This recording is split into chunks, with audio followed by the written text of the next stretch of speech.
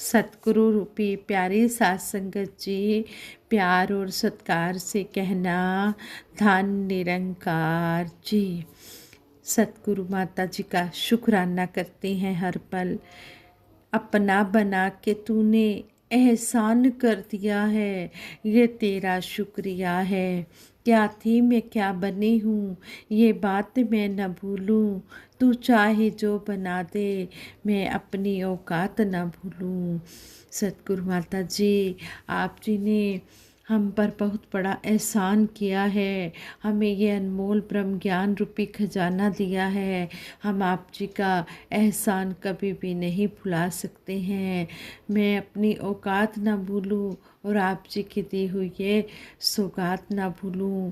आप जी इतनी कृपा हम सब पर बनाए रखना।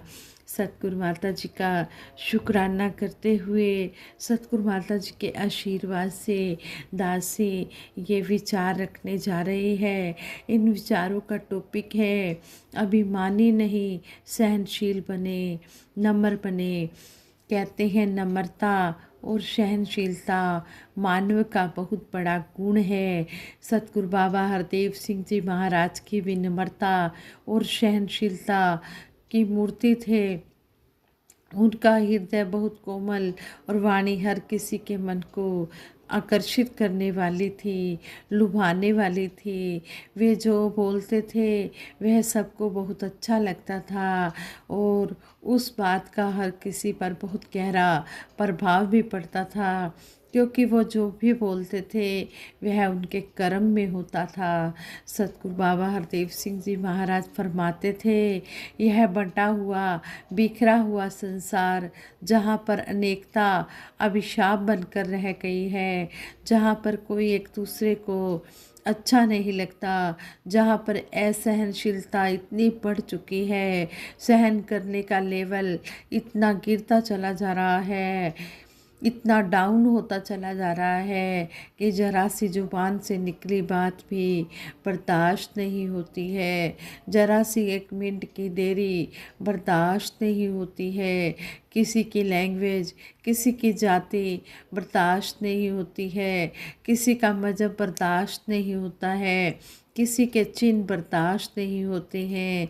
जबकि गुरुओं पीरों ने तो हमेशा शांतिपूर्ण सह अस्तित्व की ही बात की है। सतगुरु बाबा हरदेव सिंह जी महाराज ने लाल किले के पीछे आयोजित निरंकारी संत समागम में अपने प्रवचनों में एक पठान की कहानी के द्वारा अभिमान छोड़ने की शिक्षा दी थी। उन्होंने फरमाया था कि एक पठान ने बहुत बड़ी मूछें रखी थी।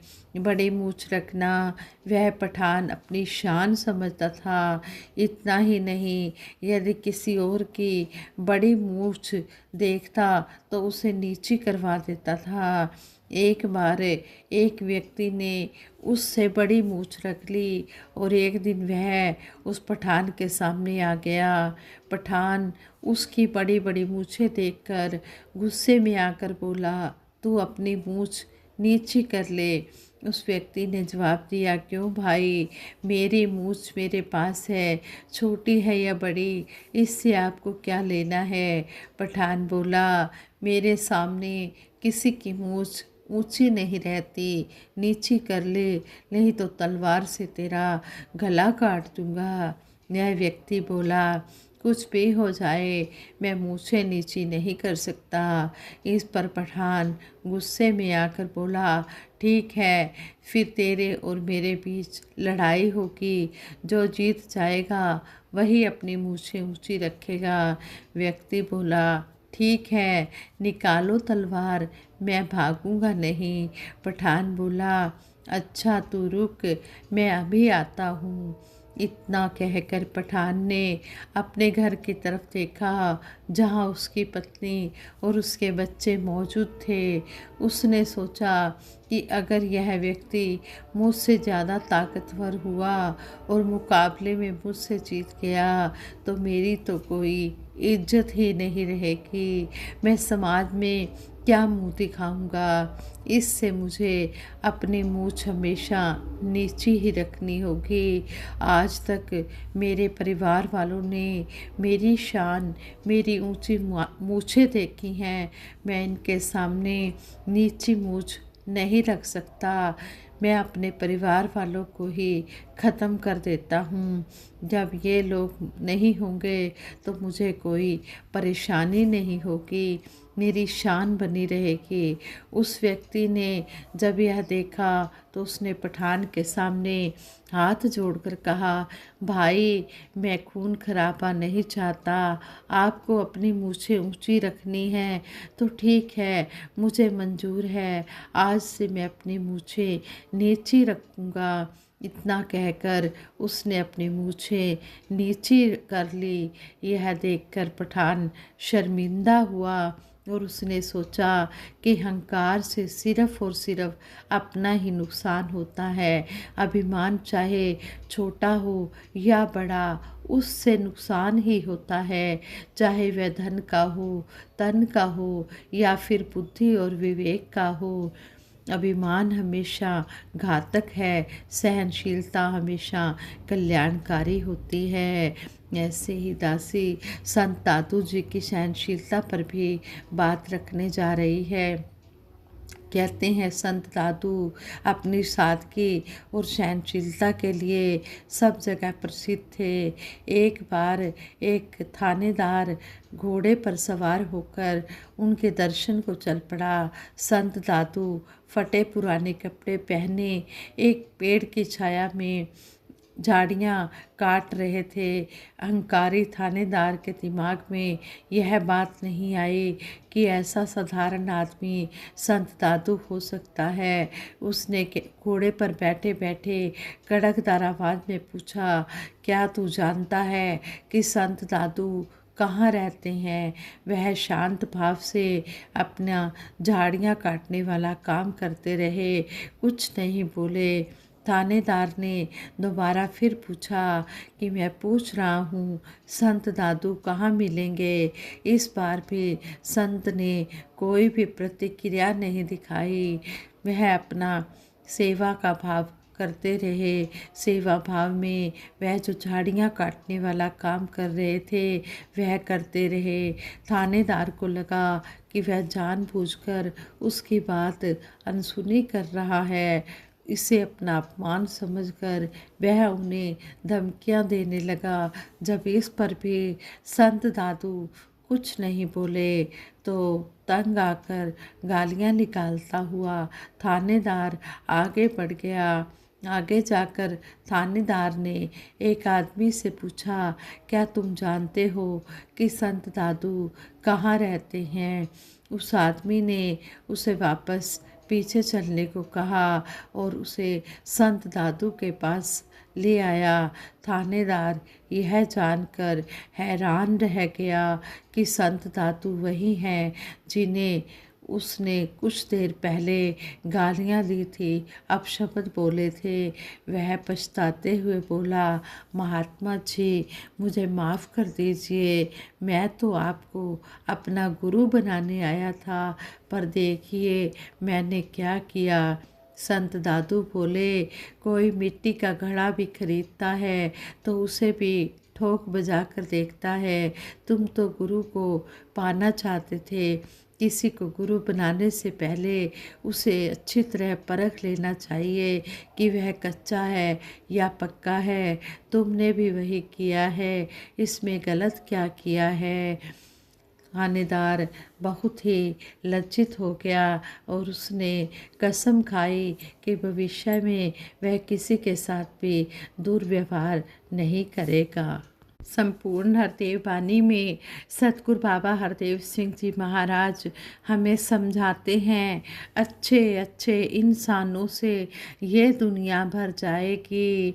जिस तरह कहते हैं कि अगर संत ना होते तो ये जल मरता संसार, संतों महापुरुषों के सहारे ही ये संसार टिका हुआ है। इसी तरह हमें सतगुरु बाबा जी समझा रहे हैं कि अच्छे अच्छे इंसानों से यह दुनिया भर जाएगी, सुख ही सुख बरसेगा, हर सुख खुशहाली ही छाएगी। जो संत महात्मा होते हैं ये बड़े परमार्थी होते हैं। संत बड़े परमार्थी, शीतल इनके अंग अंग में ठंडक ही समाई होती है, इसलिए सारी धरती पर ठंडक ही बरसाते हैं। जिसके पास जो होता है वही औरों को देता चला जाता है। जिसके पास अमृत होता है वह अमृत ही देता है। जिसके पास जहर होता है वह जहर ही देता है। संतों महापुरुषों के पास ठंडक होती है, अच्छी शिक्षाएं होती हैं, तो ये वही बांटते चले जाते हैं और हर जगह खुशहाली ही बरसाते चले जाते हैं। इस तरह कहते हैं कि संतों महापुरुषों के सहारे ये संसार खुशहाल हो जाता है। शिक्षक अगर इंसान है अच्छा, सही दिशा ले जाएगा, कभी नहीं वो पथ से अपने भटकेगा भटकाएगा। जिस तरह टीचर होता है वह बच्चों को अच्छी शिक्षा देता है, अच्छी दिशा की ओर ले जाता है, क्योंकि वह खुद भी सही दिशा में चल रहा है, वह खुद भी सही रास्ते पर चल रहा है, इसलिए वो दूसरों को भी सही रास्ता ही दिखाएगा, वो उनको भटकने से बचाएगा। वकील अगर इंसान है अच्छा, सच का साथ निभाएगा, निस्वार्थ के कारण वो ना संग झूठ के जाएगा। अगर वकील अच्छा इंसान है तो वो हमेशा सच का ही साथ निभाएगा, वो कभी भी अपने मतलब के लिए, अपने स्वार्थ के लिए झूठ का सहारा नहीं लेगा। डॉक्टर अगर इंसान है अच्छा तो जीवन का रक्षक है, दया धर्म को छोड़ के वो ना बनता जीवन भक्षक है। अगर डॉक्टर अच्छा इंसान है तो वो दूसरों के जीवन बचाने का ही काम करता है, वो दया धर्म को छोड़ के कभी भी वो जीवन लेने वाला काम नहीं करता, क्योंकि दया धर्म का मूल है, पाप मूल अभिमान, तुलसी दया न छोड़िए जब लखट में प्राण। संत महात्मा यही समझाते हैं कि दया जो है वो धर्म का मूल है, और जो पाप का मूल है वो अभिमान है। अभिमान के द्वारा ही पाप होते हैं और दया के द्वारा ही धर्म की रक्षा होती है। कहते हैं तुलसीदास जी कि जब तक इस घट में प्राण है, इस शरीर में जान है, श्वास है, तब तक ये दया का धर्म नहीं छोड़ना है, यह दया करनी नहीं छोड़नी है। हमने सभी पर दया करनी है। दया करने से ही इंसान अच्छा बनता है और उसके मन में कोई स्वार्थ, कोई लोभ लालच की भावना नहीं होती है। डॉक्टर घर कहते हैं अच्छे इंसानों से अच्छा बनता ये संसार है। अच्छे इंसान की ज़रूरत दुनिया को हर बार है। दुनिया को अच्छे इंसानों की ज़रूरत है, क्योंकि अच्छे इंसान को हर कोई चाहता है। अच्छा इंसान धरती पर स्वर्ग बनाता है और बुरा इंसान धरती को नरक बनाता है। इसलिए कोई भी धरती पर नरक सहन नहीं कर सकता है, कोई बुरे काम सीखना नहीं चाहता है, हर कोई अच्छे काम ही सीखना चाहता है, अच्छा इंसान ही बनना चाहता है। इसलिए और अच्छे इंसानों की ही दुनिया को ज़रूरत होती है। संतमति को धारण करके सब अच्छे बन जाएंगे, कहे हर देव जुड़ेंगे सच से, सब सच्चे बन जाएंगे। कहते हैं जब तक संतों की मति इंसान को नहीं मिलती वह इंसान अच्छा नहीं बन सकता है। जिस तरह है सज्जन ठग, भूमिया चोर, गणका वैश्या, अजामल डाकू, इन सब की बातें होती हैं।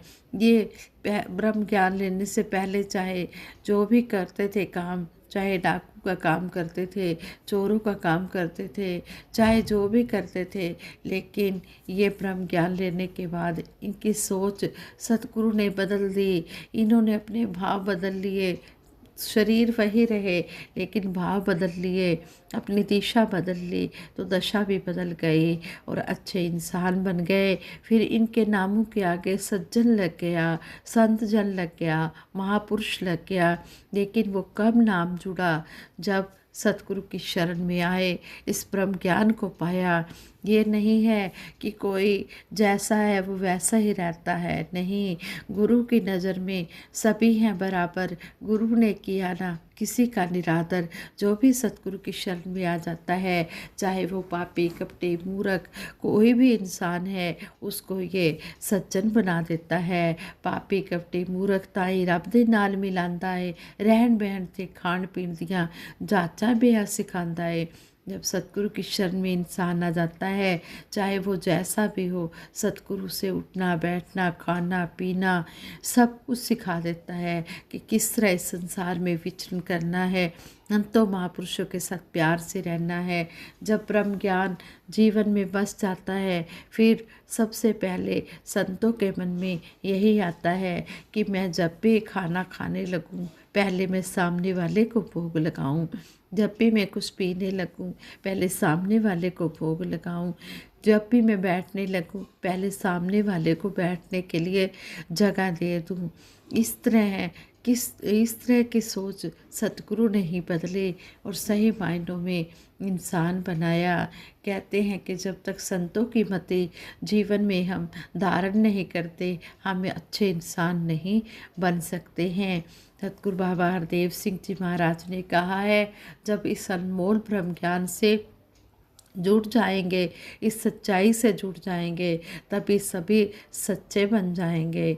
सतगुरु सच्चे पातशाह का हम हर पल शुक्राना करते हैं, जिन्होंने हमें चुना और अपने चरणों से लगाया और अनमोल ब्रह्म ज्ञान से जोड़कर सेवा सिमरन सत्संग का ढंग सिखाया है।